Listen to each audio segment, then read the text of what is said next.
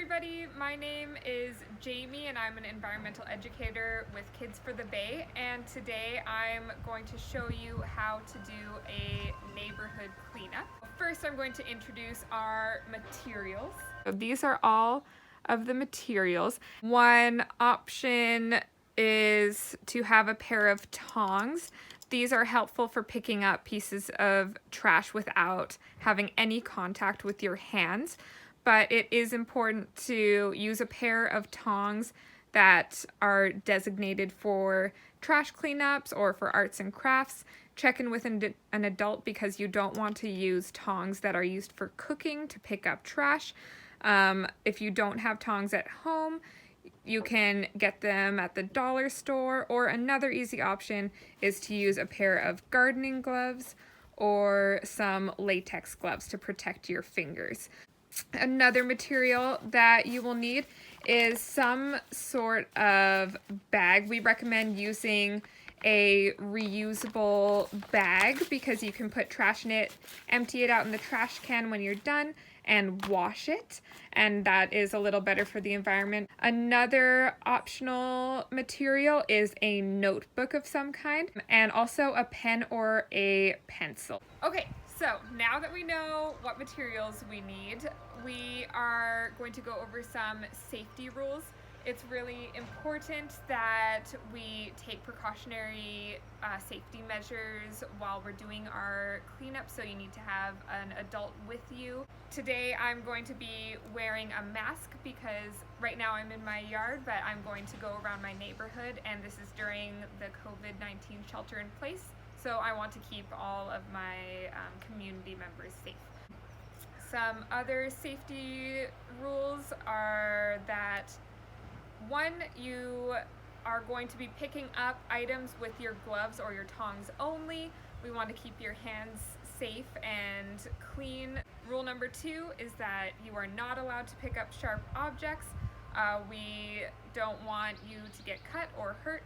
So if you see anything sharp during your neighborhood cleanup, please tell an adult or leave it in its place. We don't want you to get hurt. So without further ado, my yard is pretty clean, so I'm going to pick a different spot to do our cleanup. All right, here I am at my neighborhood park. It doesn't have to be a park. You could do this cleanup in your neighborhood on the sidewalk. You can go to a little creek or a pond. Make sure you check with an adult about where to go and bring an adult with you as well. So I'm going to do an example of a little cleanup along this fence, and hopefully we will come across a storm drain, and I can show you what a storm drain is when we see that too. So let's get started.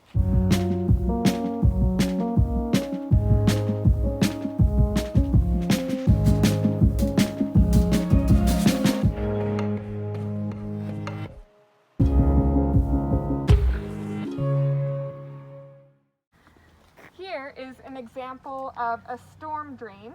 A storm drain are these grates that you see kind of along the sidewalk, and it helps take water when it rains off the street so it doesn't flood. And the water that goes into the storm drains ends up in creeks and rivers and ultimately the ocean without being cleaned or treated first. So if you come close and see this sign, this says no dumping drains to bay. So that's a good indication of that, saying that this is a storm drain. Usually it has a fish on it to let people know that that this drain goes straight into the San Francisco Bay. So when you're doing your neighborhood cleanup, keep an eye out for these storm drains. I also have a notebook that I brought with me and a pencil, so that I can make some scientific observations about the different types of trash that I collected. If you look closely into my bag, you can see some of the trash I collected, and to me, it looks like a lot of it is made out of plastic. So if I'm writing some scientific notes in my journal, I can say that most of what I collected is plastic.